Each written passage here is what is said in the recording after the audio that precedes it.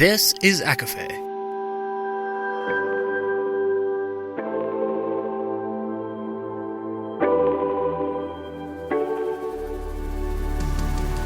Laura Marie and Jessica Marie proudly present A Court of Fandoms and Exploration, a podcast.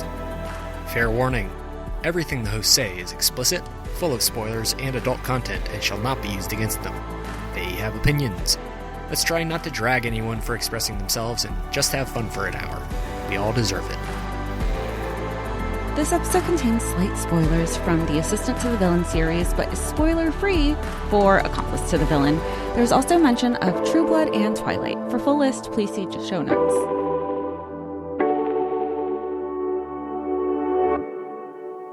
Hi, everybody, and welcome to A Court of Fandoms and Exploration, your weekly deep dive into the fantasy, literature, and fandoms that we love. I'm Laura Marie. And I'm Jessica Marie. And today we are welcoming back a very special guest, Hannah Nicole Maehrer, who is the New York Times bestselling author and USA Today bestselling author for her Assistant to the Villain series. Welcome back, Hannah. Welcome. Hi, thanks for having me, guys. Hi, I'm Hannah Nicole Maehrer. I'm always so awkward. Hi, I am the author of the Assistant and the Villain series, and Accomplice to the Villain just released, which is the third book in the series. I'm so excited for everybody to read it, but we are in the past right now, but also in the future. So that's interesting. Well, we're so happy to have you. Thank you for taking the time again. But, you know, your introduction leads us right into one of our first questions, which is, you said the Assistant to the Villain series. Now, you had this as a confirmed trilogy, and now you've announced on social media way before. Can you officially confirm here also that this is no longer a trilogy? No, it's not a trilogy, especially with the ending of book 3. If it was a trilogy, that would actually be the meanest thing I've ever done in my life. Like, I like to be silly and tease, but I'm not like a monster yet. And there's still time. So what was that, and before we also jump ahead to the discussions of book 4 and how book 3 ends, and this will be a spoiler-free episode for everyone listening. You had started Assistant to the Villain when we first spoke years ago, and you really were like, okay, well, you're establishing your book. It's the first book, finding that balance between the canon that you created on socials and then also starting from the beginning. You then transitioned into book 2, where the world was established and you were learning different writing styles. What was different about book 3 this time around that you feel learned, maybe habits you picked up along the way, discarded? Yeah. How has that whole process been? Because you've had a whirlwind of a year since the last time we spoke. Yeah, I think that with book 3, it's actually the most confidence I've had writing a book. I think that I've learned to trust my artistic ability more with each book. And then I feel like I'm not trying to prove something to myself anymore. I'm just letting myself be free creatively. But yeah, I think that I've really found my voice when it comes to writing, and I've learned to trust the process. So I don't panic as much if I get stuck, because I'm I will figure it out, because there's never been a point where I don't figure it out. I know it's going to get sorted, so there's no reason to sit and freak out about it and waste time on that when I could be moving on and doing something else that's fun for the story. I feel like I know the characters the most I've ever known them in this book. I dive deeper into everybody's backstory, so I feel like I'm learning things about them that they've been waiting to tell me. I had so much fun writing this book. I think it's my favorite it is my favorite in the series. It's definitely, I think it gave me book 1 feelings. It was the same kind of uninhibited, just artistic joy writing it. I just felt like I wanted, it was a nice thing for the little version of me that was very self-conscious, because it felt like an older adult me was like giving her a hug, like, no, we got this. Like, we did a good job. Like, we're very proud of this story. So I'm really excited for everybody to read it. Okay, so I have several things to say, but since we're talking about the writing process, I am going to start with this. The tone that you use when you write is wonderful. It is so fun. It is so whimsical. We are full of joy. We're cheerful. We are optimistic, and we have bouts of I guess villainy, but overall we're a very cheerful, upbeat kind of tone that we have. Now, my father-in-law is a thriller writer, so this has been like in the forefront of my mind. The chapters are very short in this book. We're very quick paced. We're going very quickly, right? And a lot of things happen in this book that if the tone were a little different could shift to a horror book, Hannah. There's a lot going on here that is like, whoa, there's a lot. And if you look at it a little differently, it could be somebody's horror story. Yeah. And I think that is just like so fascinating from an author perspective, from a writing perspective, to actively choose happiness and like joy and like, this is the color lenses that I'm going to use for this story, where it could very easily, Jess and I were talking earlier that whole conversation of like Twilight is a horror story for Charlie. Like, oh my, right? Like, that's true. Yeah. So it's just kind of these perspectives. So I am in awe of you as a writer to be able to take these very serious themes that you have going on here. I mean, it's not a spoiler to say the true villains of everything are the parents. And like, it is just really something to take all of these very serious, like heavy themes that we have and weave through very colorful threads of joy to bring it into this light, whimsical story of self-discovery and romance, honestly. Oh my gosh, that was such a generous compliment. Thank you so much. Yeah, I feel like that's the lens that you're talking about. I feel like that's the lens that I look at life through. So it's pretty easy for me to bring that into books, because the same thing, like, there's so many things that I've gone through in my life that could be looked at as like really terrible and really bad. And it's okay for them to exist that way. But the way that I get through them is by laughing about it or making a joke about it. And it's not always applicable in every situation. And there's some moments in the books where I let things just be sad. And I've learned to do that the way I've learned to do that in life, where I'm like, I can't laugh everything off. Sometimes you need to like sit with a bad feeling and just let it like do its thing, ride its course, and then you can move on. But I value joy so much, and I value excitement because I think they're such an important part of the human experience. And because I've had moments in my life where those things are few and far between. So any moments of joy and happiness, I like cling on to with both hands, and I try to wring them for all they're worth, because they are the feelings that I struggle with sometimes, which is funny because I feel like, and this is, I show a lot of myself online. I am very bubbly. Like, that is my personality. Somebody met me in person, was like, you're just like this in real life. And I was like, if I could fake my personality, I promise that this is not the one that I would choose. This is not my first choice. I've always wanted to be like mysterious and like, oh, what is that girl? Like, she's got secrets. Like, I don't have secrets. I spill everything within 5 minutes of meeting somebody. Like, truly, like, they know everything about me, like my childhood trauma, like everything. And they're like, to the point where they're like, oh my gosh, that's a lot. Can you back off a little bit? But yeah, I think with my books, I approach them the way that I approach life. And it's usually through like a lens of joy and optimism. Even when things are bad, they're not always at their worst. And I live that way as an essential, because I can't, if I try to live in a cynical, view of the world. And I get there sometimes, but I can't live there, because if I live there, I'll never leave. I'm a person that, like, I will wither and die there. And I can't grow as a person in a cynical spot. I can only grow when I'm trying to move forward and see the good and see the silver lining. So I'm glad that comes through in my stories. It absolutely does. And circling back to it, the short chapters that you've got here, is that something that was like a conscious choice when you were writing this out? Or is that kind of just how these characters told you how to do it? What was that process like? It was pretty much how the characters told me they were going to do it. I've always valued short chapters more than long chapters, mostly because of my raging ADHD.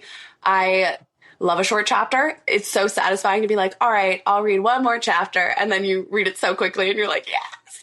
But yeah, I think I would get to the end of a chapter in this book and it would close out by itself. Not by itself. Like, obviously I'd be typing it, but I would stop and go, oh, that's it. Okay, let's move on to the next. I'm like, and sometimes I'd pause and be like, is that really it? Are we really done? Okay. All right. So I'd have to follow. So it was like not planned, but a lot of them were kind of a surprise to me too. And I think that's how my books always go. I'm really telling myself a story, as I write them, which makes it a lot of fun. So yeah, I really enjoy short chapters. I do. Yeah. Well, and that's what I was going to ask and to kind of build on Laura's question was it intentional? Because even from the first two books, I don't remember the chapters being that short in structure. Not that that's a bad thing, because I do like it's the delicate balance, because we are still in the fantasy world. So I think us as readers as well, we're so used to fantasy books and fantasy chapters, seeing whether you're reading traditionally or through audio, those chapter 27, 43 minutes and 25 seconds. And you're like, ooh, okay, we got to make some time for this chapter. Yeah. But to kind of, so the structures from the first two, I don't remember it, you're still engrossed and you're still immersed in this universe that you're creating and have created and continues to grow. So I didn't know if it was just stylistically, you were like, wait, there's a lot to be told and a lot of things are happening with different people. We got to be quick and we get to be like, the pace was so fast. Yeah, I think that it was intentional in the way that I wanted all of these different, like, I don't know what the right word is, these different seeds that I've planted with everybody at the beginning that are all growing at the same time to like merge at the end. So I wanted it to be that we're with everybody at different times and we're not away from anybody for too long. And so I would notice if it felt like it'd been a minute since I had been with like Gideon, or if I had been with Becky or any of our like the newer POVs, and it felt like we haven't been with them in a minute, let's move to them. Because my fiance even noted, like, he came out and he was getting upset because he's like, every time I want to know something that's going to happen with one character, you move to another one. And then I want to know what happens with that character and you move back to another character, and it's very confusing. And I was like, oh, good, that was the goal. I want everybody to be like, wait. But I feel like that is how I consume things. I love being like on the edge of my seat for one thing and looking forward to coming back to that person because I get to find out like what happens. I will literally stop reading a book at the peak of like something I'm excited about happening. I will stop reading it there so that I'm excited to get back to the book when I'm done. That's how I watched Game of Thrones. I literally would watch a full episode and then I'd watch the next episode halfway through, pause, and stop. And then I would wait until the next day or whenever I could get back down and watch it because it would be more, it's so sick. It's a little sick. It's like I'm edging myself. No, it's so funny that you say that. That's fine. It's so funny you say that because I'm like, how would you do that in a book? But I found myself, I'm doing a True Blood rewatch. Yeah. And I won't stop right for the next episode. I want to go into the episode a little bit so then I have the momentum because I really don't want to leave off at the end of like, wait, I got to wait till the next episode. I go, no, this is binging. It's too final. It's too final. Like I want to go in the middle and I want to be like eager to get back because I'm like, I stopped like right here. So I have to go back. But it's how I write too. If I am writing, I never leave when I feel resolution. I only leave the writing portion of, the process when I'm like at a peak where I'm at like I'm so excited to write this portion. I have to step away now because I am done for the day after this anyway. And I know that I won't be as eager to get back to my desk if I'm like leaving off on a resolution part or a part where I feel like this is done. I have to be excited to get back to the computer. Do you feel like that structure helps you? Because I feel like so often with writers, you can have some days where you might not be hitting your word marks or whatever your writing style is, your word count, I'm sorry. But then you have others where like, I just gained momentum. I actually wrote a book in a day. It was so good. So then if you have that, like, I have this flow, do you stop when or you find the balance? I feel like I've found a balance. I've never had a word count goal. That's a lie. I have, but I've never been able to like stick to it. So I have learned that for myself, that is not an attainable thing. I am really bad at giving myself parameters because the minute I do it, I feel like I have the mind of a child because I like cannot deal with the authority in my head telling me you have to get this many done. And I'm like, no, I'm not gonna. And I'm like, oh my God, this is ridiculous. Like, you are in charge. Like, I am in charge of myself. Like, this is me doing this. This is ridiculous. Sometimes it feels like executive dysfunction can kick in too. You're like, wait, I could have hit it. Now out the window. Yeah. It's why I work so much better under pressure when I know that like I have editors and a schedule relying on my promptness of returning something. It makes me so much more efficient and like faster, but also efficient. Like it's better. If I have more time, I never end up liking when I've produced more than what I produce in like a short amount of time under a lot of stress. And I don't love that. I don't recommend it because it's stressful. But when it's over, I feel so rewarded because I'll like work 2 weeks straight, very minimal sleep, crazy like food schedule. Like I'm eating dinner at like 1 a.m. Like it's just chaos. But by the end, I'm like, oh my God, like I'm so happy with what I've made. I'm so happy with what I've produced. And there's nothing quite like nailing it just the way I wanted to. So yeah, I never stop like mid flow, but I will like get to a point, like if I'm like going, like there's steam coming out of, I won't stop. But if it's more just like, this is an exciting portion and I do feel like it's going well, I don't think I'll lose momentum if I stop. If anything, I'll lose momentum if I get to a point where it's like, now you're done, because I'll step away from the computer and let my brain rest for the rest of the day, but I will not be thinking about only that. Like I will be listening to songs that make me think of it so that by the time I get back to the computer, I'm just like, whoa. And it makes for a more efficient writing session the next time I sit down. So I have to like plan ahead. You said an interesting word there. You said the word stress. And let's talk about stress because you made me feel it. You made me feel it for this person right here, who's shockingly the same. I mean, we have a main character here. Kingsley Green. Green. Look at my nails. I got them done today. Oh, thank you. Amazing. They're so cute. Amazing. It was so fun. This little frog goes on quite the journey throughout this book. Now, talk to me about Kingsley. Has this always been his end goal? Like here's the thing. When I talk about this could be someone's horror story, there are some tropes here that are happening to Kingsley where it's like, whoa. Yeah. That's a little scary. So things are happening. Again, this is your book, Accomplice to the Villain. We love her. She's amazing. But Kingsley here, he is a POV. That's lovely. Yes. And so talk to me about him. What was it like writing his POV throughout this story? Oh my God, it was so fun. And I've been waiting to get like into his POV since, oh my gosh, even since like book 1, honestly. Because I'm like, what would he be thinking? What would a man trapped as a frog for 10 years be thinking about? And I truly always envision him as like a Salem, like from Sabrina the Teenage Witch kind of vibe. Like where he's just like, I am judging all of you so harshly right now. And you're all irritating me, but I reluctantly want to fix all of your problems because none of you know how to do it. I'm a human better than you are, and I am a frog. Like that is sort of his mode in life. So getting into his point of view was interesting because there's a lot of humor there, but there's also a lot of like melancholy sadness. And I don't know why it surprised me so much when I would go in and that would just like naturally happen. But I was like, no, of course it would be a little bit melancholy. He's been trapped as a frog for 10 years in a body that's not your own. I feel like that would create like quite a lot of like darkness within a person, or at least like sadness. So it was interesting jumping into his head, and it was hilarious because the first chapter I wrote in his point of view, like the first chapter in the book, I was cackling. Like I was laughing so hard because I was like, this is ridiculous. Like I cannot believe I'm doing this.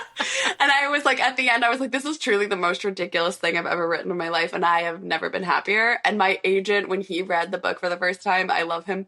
He like sent me like an editor letter back. But in the letter, he was like, you made me care so much about a frog, which was honestly diabolical of you. And I was like, yay, that's such a compliment. But yeah, his journey kind of like built itself over time. He did take place of a character that's arc I had planned for book 2 because, right, he wasn't originally in the first draft of the book. He came from the cover, from our amazing cover artist, Elizabeth Turner Stokes, who drew him, and me and my editor fell in love. And then he just like, he hopped his way right into the story. So with book 2, it was the same though, where he kind of like took upon him this arc that I had planned for a character I had not yet named or even really fleshed out. And with book 3, now we're getting like deeper into that and deeper into like him as a person, or as he was as a person. And it was just a lot of fun. There's a lot of mystery to Kingsley that we still haven't explored yet, even in book 3, that I'm excited about. So he's a really, really interesting character. Well, speaking of you sharing that we haven't explored yet, at what point in the writing process did you realize the story wasn't finished? Because you had your sign on for the trilogy, and then you were like, there's more story to be told. At what point was it? During book 2 when we were learning more about Kingsley? Was it, I mean, probably around then, but like, how did that whole process work? Was there stress involved where you're like, no, or was there just like passion? Or like, let me tell you why we need more and the people want more. Yes.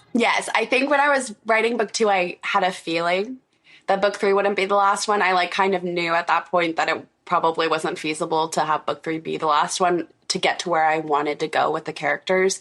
And then when I sat down to write the synopsis for book 3, I was like, no, absolutely not. I am panicking now. So I called my agent, and my agent was like, like so excited. Cause I was like, I think I have to do a 4th one to be able to make this work. And he was like, yay, I'm so excited. So I sent over the synopsis for a 3rd and a 4th book. I wrote it last year around this time when I had COVID and I had like a fever, and I was like typing away, watching literal fever dream. It was literally a fever dream to the point where I reread the book 4 synopsis the other day, and I was like, oh my God, like what monster wrote this? Good gravy. I had to redo some stuff because I was like, oh God, okay, like that can't stay. I have no idea what I was thinking when I wrote that part. But yeah, it was one of those things where I was just like, there's just no way it's done. And I trust myself artistically now to know and have the knowledge to be like, if it's done, it's done. And then we move on. But I was like, it's not done. There's no way it's done. And there's a certain extent of writing where even in the last draft, you're like, it's not finished yet. But it's not that. It's like a completely unresolved feeling where I'm like, this was not finished. So I had to respect the story and the characters. And I have a very amazing publisher who is like so supportive of like the creative process, and they were so excited about a book 4. So I'm very excited about book 4 and all that's to come in the future. But yeah, these stories, I love this world so much. Like I always want to jump back in. Well, these characters that you have mentioned, that we have a lot of POVs, and they're all excellent, of course. Do you have a favorite, and do you have one that is the most difficult, specifically for book 3? Oh, for book 3, I mean, Kingsley was a lot of fun for book 3. I would say Kingsley was probably out of the newer ones, Kingsley's was probably the most fun out of the newer ones. But I would say the most challenging was Claire's POV. And I think it's because Claire, to me, is a very complicated person.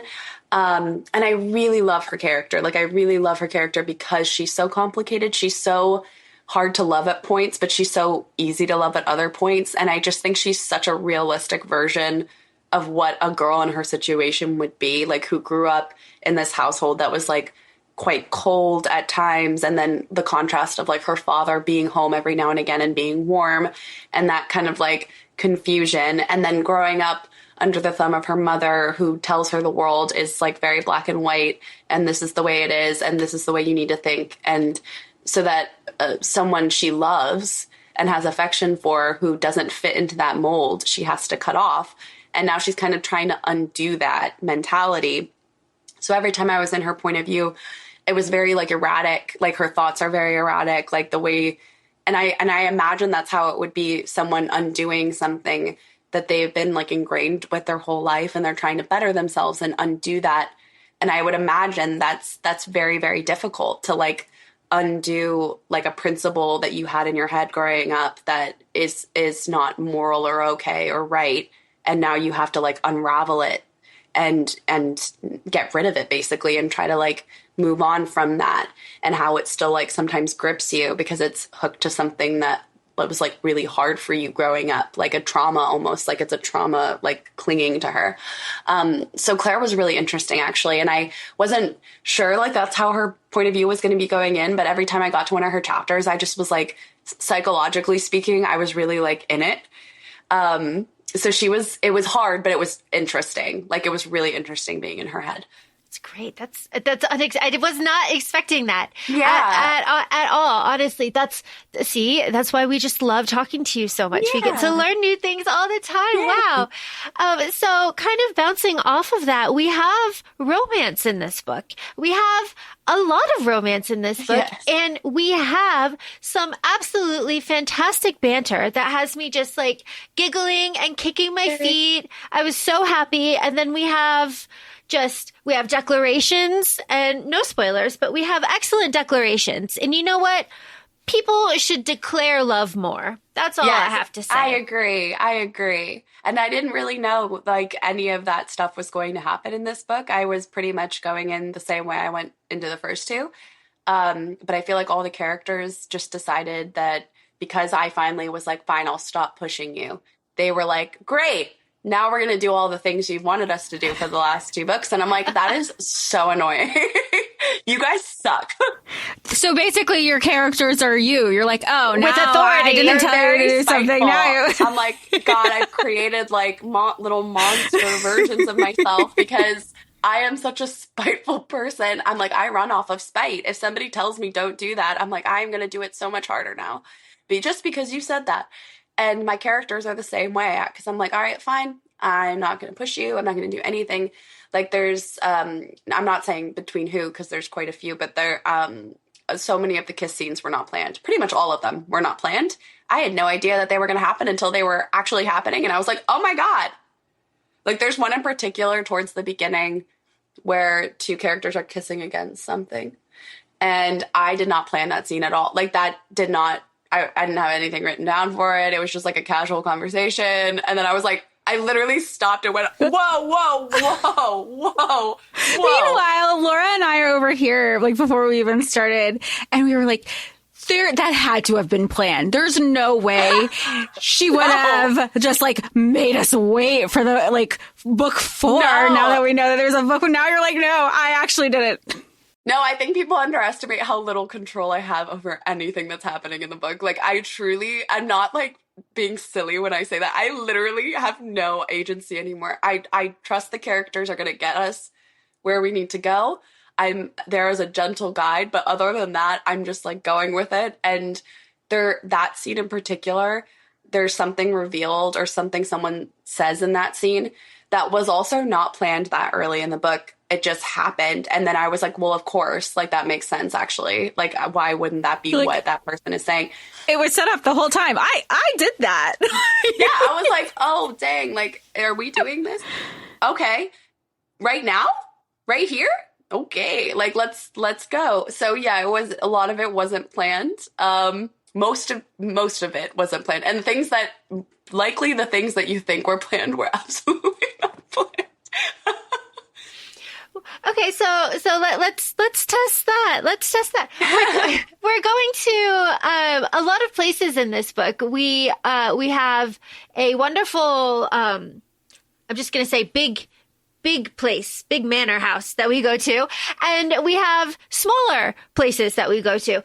And in each of these places, things happen, obviously, because we're in a book. But in the smaller places, there is my favorite scene, honestly, where one of our characters just uses a little bit of violence against an authority figure, and that was incredible. And I'm very excited for readers to experience that, because that in particular was just kind of just like I don't know. I think it's the Aries in you, honestly. Like, you were like, I really do think it was. It was I'm just Aries, like, yes. I'm Aries sun. Yeah. I was just like, you know what? I'm like, sometimes Absolutely. people, I don't follow this principle in real life, of course, because violence is never the answer. But in a fiction, sometimes people need to be slapped. Sometimes. And I think too, particularly with that scene, it was because that is a character that struggles with authority and like struggles with authority figures. So like quickly and without thought, just doing that is like, again, not planned. I didn't know that she was going to do that. I just went, girl. It must be so fun. Your fiance must have so much fun. Like, obviously living together, y'all are getting married. Congratulations, by the way. Thank you.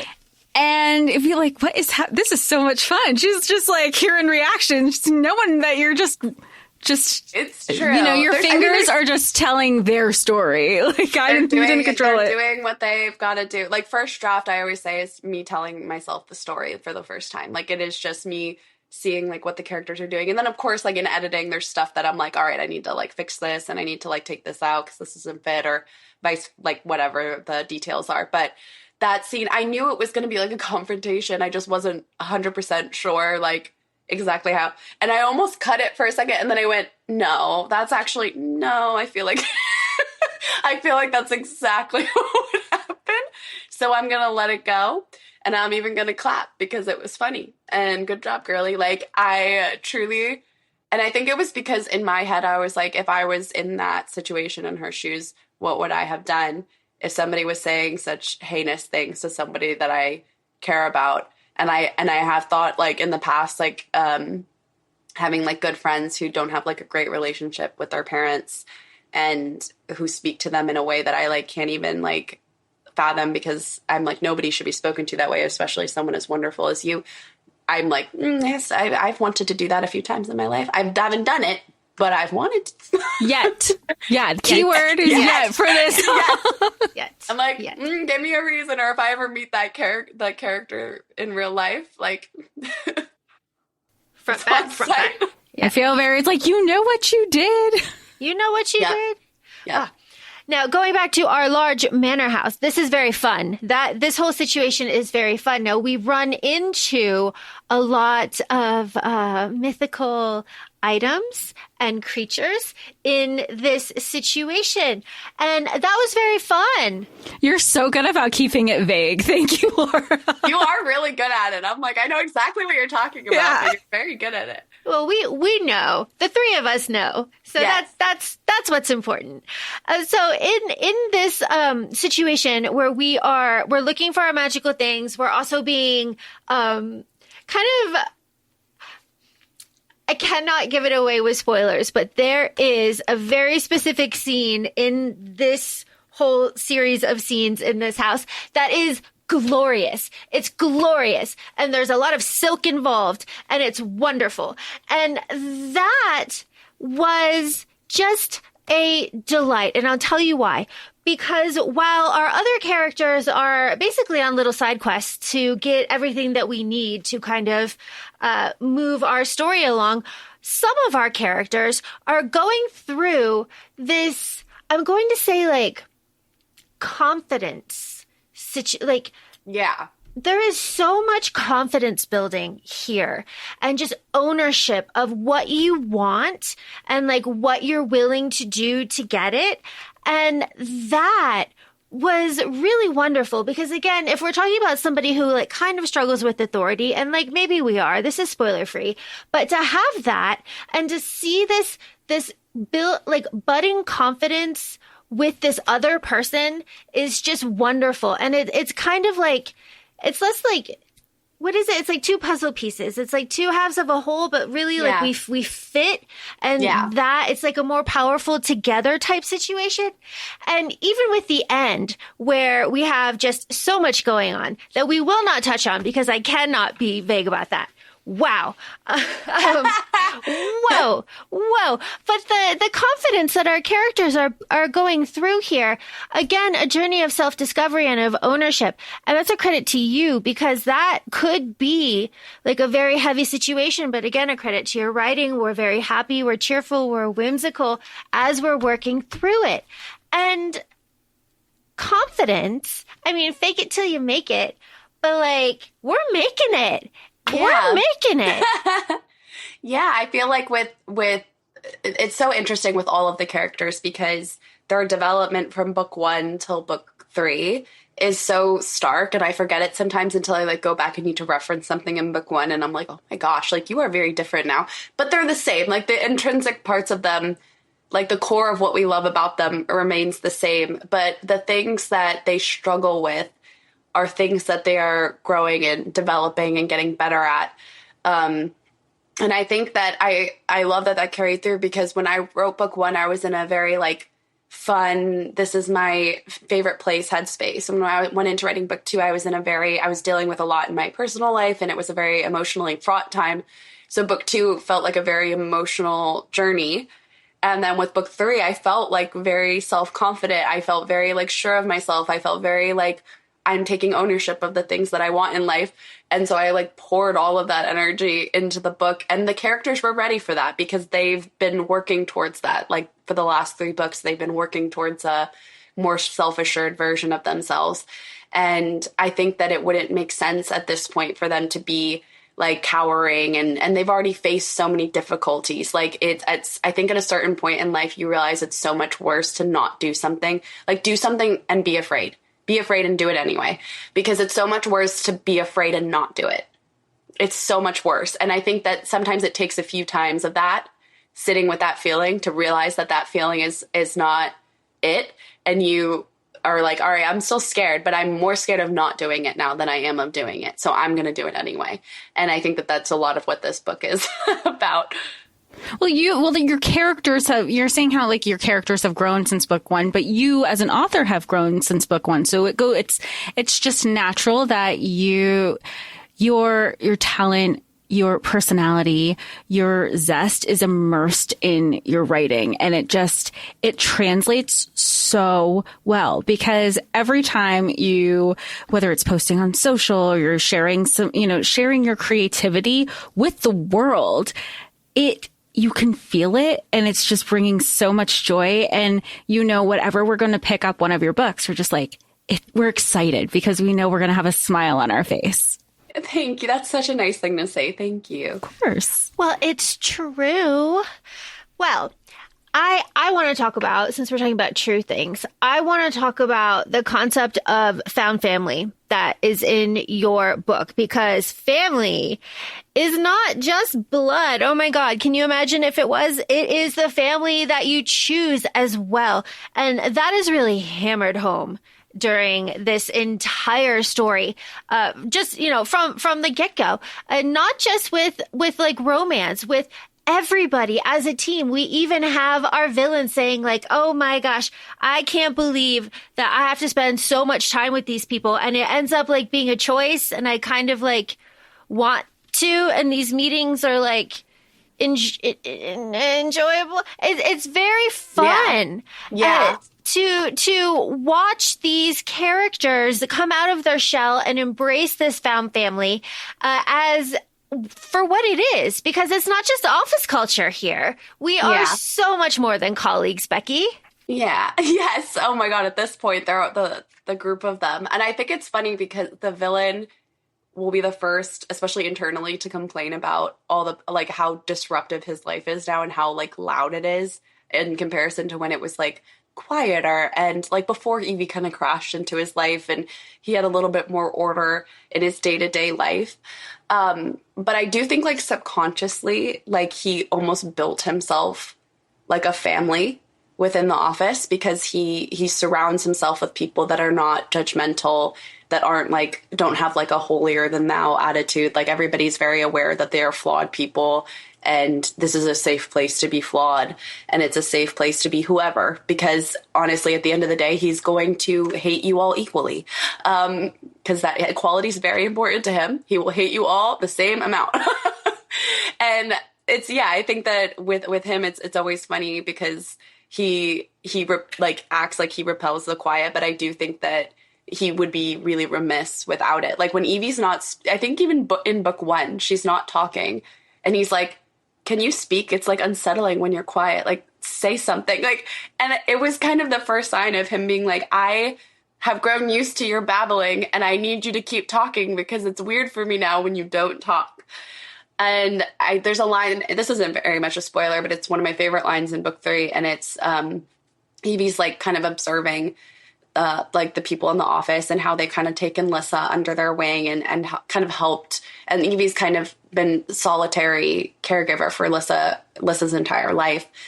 And so having like all these people to share her with is a really nice thing for her. And all these more people to love her little sister is like, that's like the best thing for Evie to see. And she says like, they like say it takes a village, but you don't need a village. You just need an office of eccentrics and that will work just fine.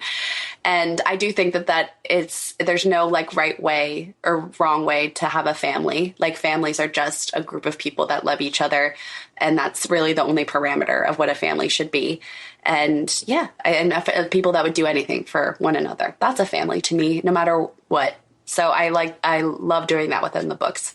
And you do it so naturally too, because you do it in a way that you show it, and it's not just like show not tell. And it's not just in the found family of the writing, it's your banter. You show your chemistry, like there's chemistry between characters, and you're not like, well, these two people have chemistry because I say it's written in a way that you're like, oh, I'm like in it. I'm in their blanket. I want to watch their just like hard eyes with seeing it play out. And I cannot wait. And I know we talked about this when we first chatted for Assistant to the Villain. And before you even had the rights, we were like, this needs a screen adaptation.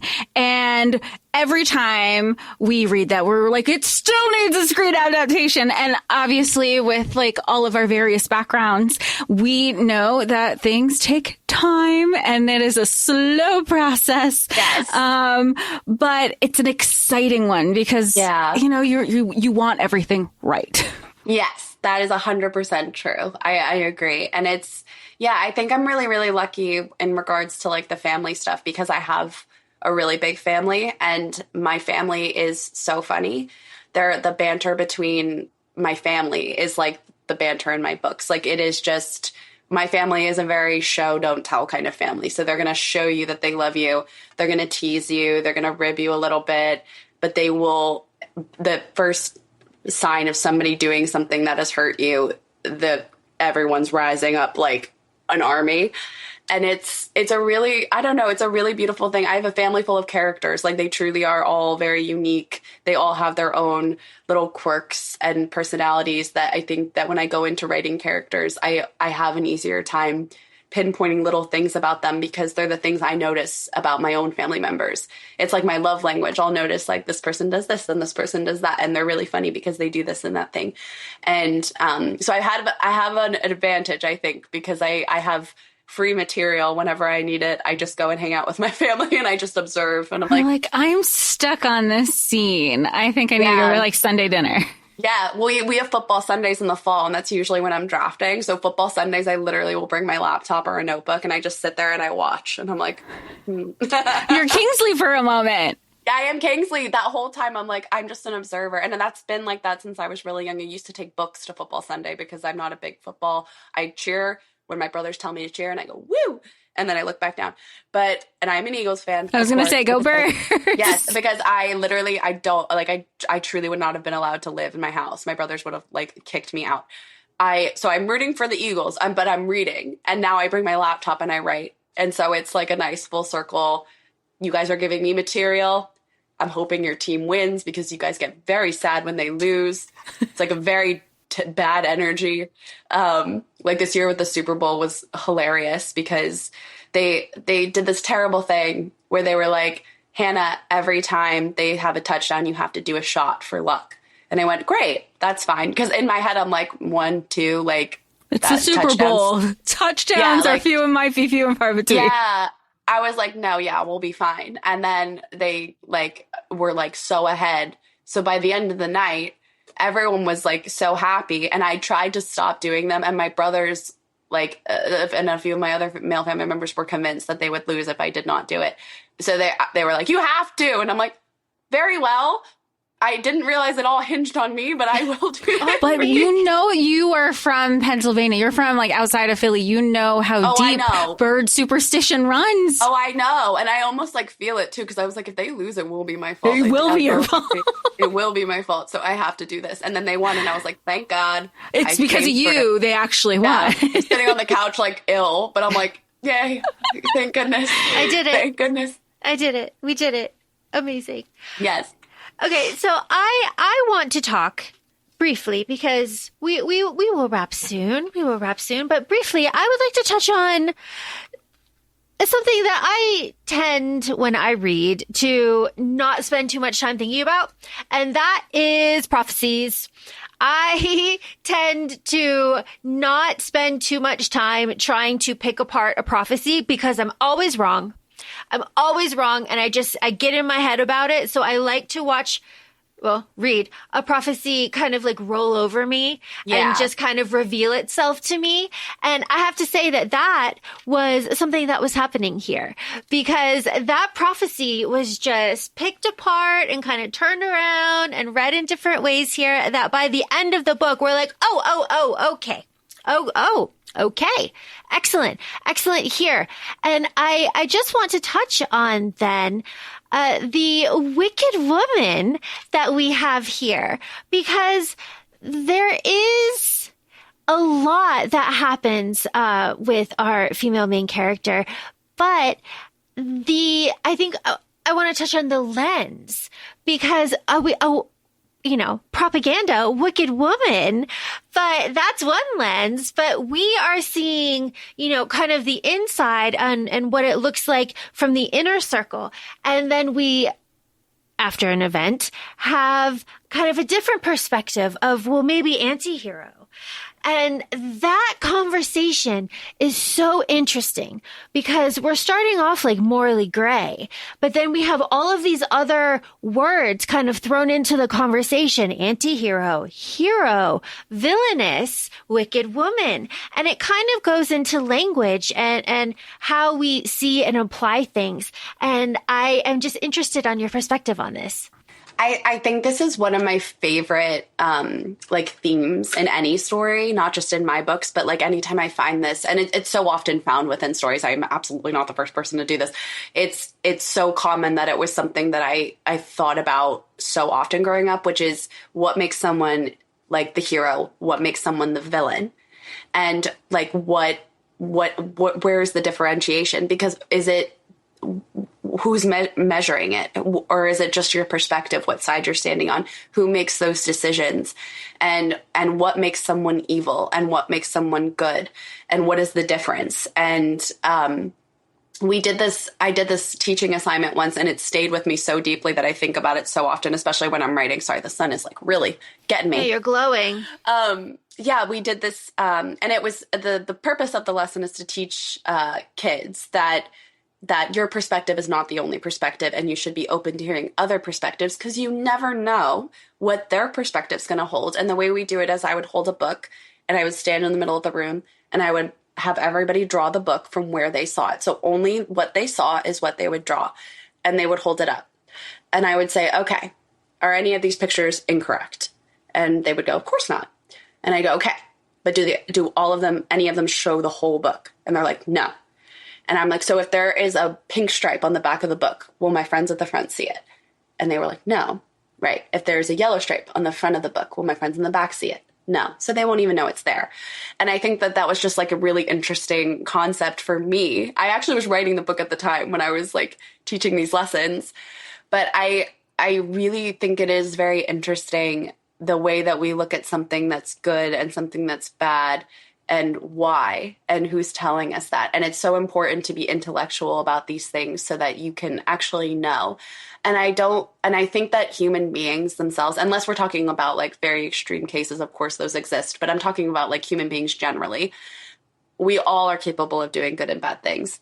And everyone in their life will do something that they regret at some point, or something that they wish they hadn't. We all at one point in time are the villain in somebody else's story and in somebody else's vision. It doesn't mean that you're evil or that you're a bad person or that you're not deserving of like good things. It means that at one point in time, you made a human error that you had an opportunity to take, and you could either use it to become more bitter and cynical, or use it to become a better version of the you that you were before that.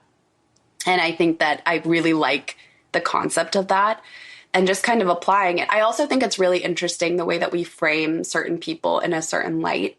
Like King Benedict is a good example. Like he is like the good king. Like everybody loves him. Everybody's loyal to him. They think like he's doing all these good things for the kingdom because he says he's doing the good things for the kingdom, and he's the king. So of course he would be, but that's his only really, his only marker. And there is a quote I put in book 3 that I felt was like very timely at the time of writing it, which is that like all of the people that will lie and do whatever to keep this person like in charge, like when they're clearly not like the person that they're boasting they are, by they're showing you constantly that they are not that person, but they're like ignoring it because it's so hard for our brains to look at things as gray. It's so much easier for us to put everything in a box, but that's not how life is.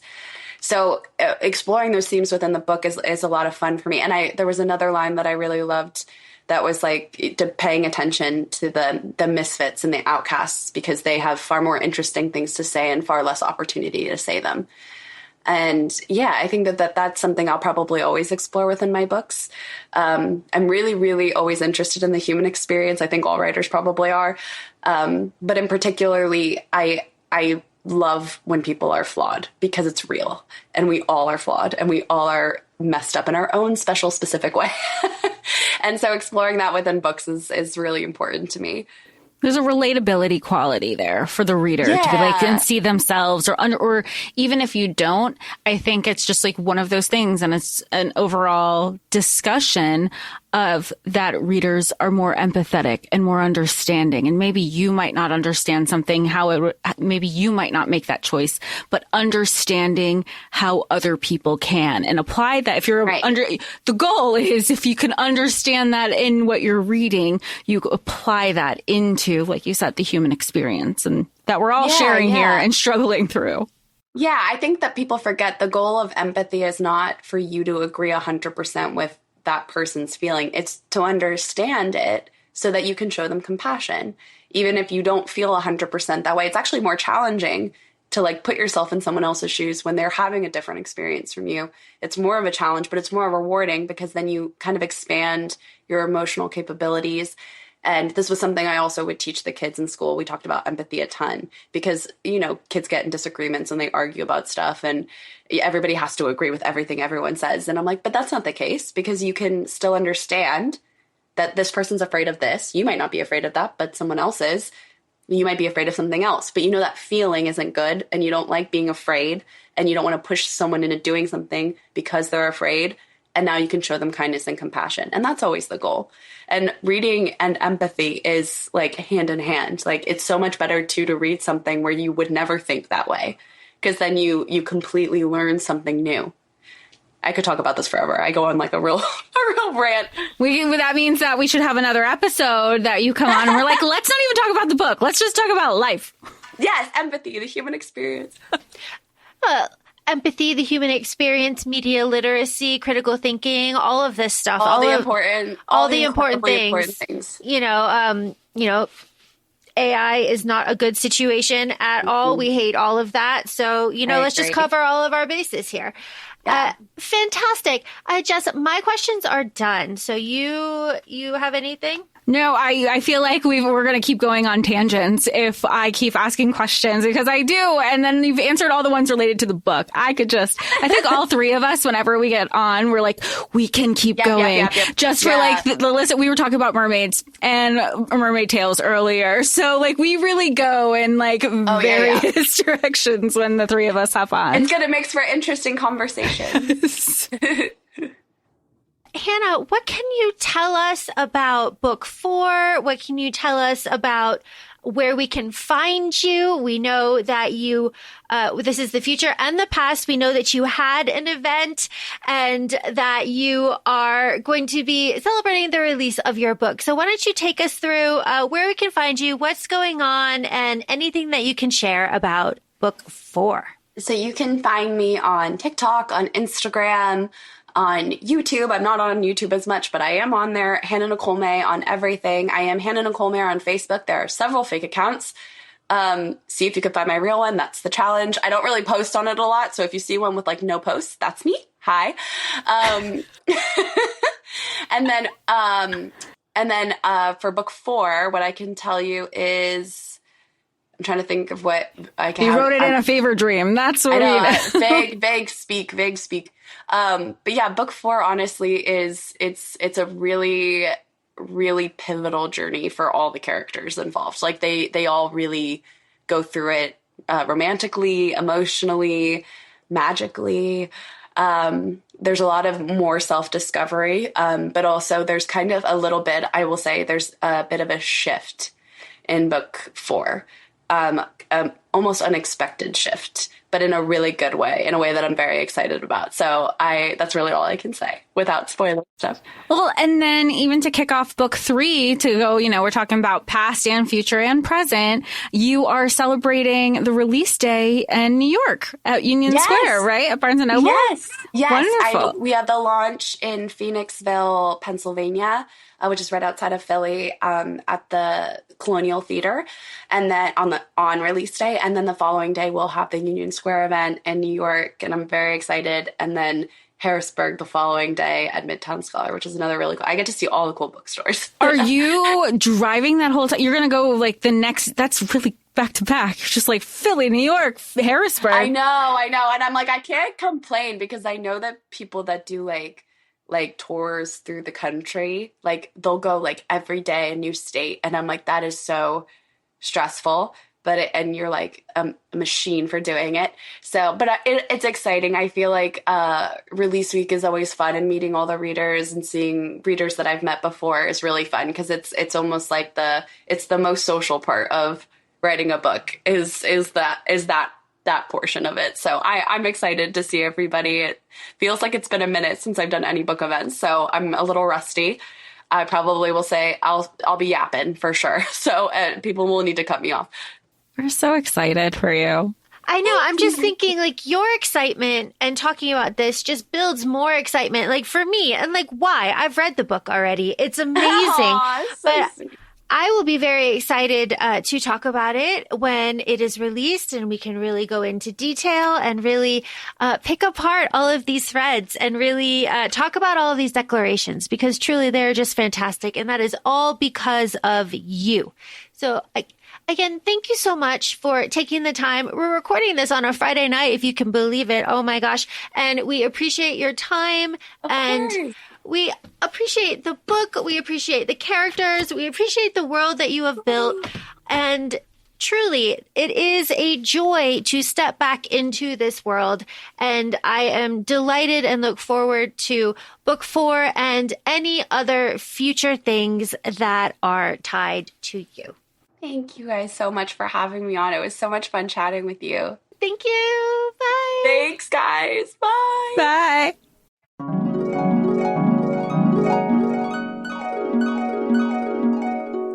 And please feel free to follow Hannah on all of her socials. We'll have those in the show notes as always. And feel free to follow us. We're at ACOFAE Podcast on Instagram, and ACOFAE Laura and ACOFAE Jessica on TikTok. Thanks so much, and we'll talk to y'all soon. Bye.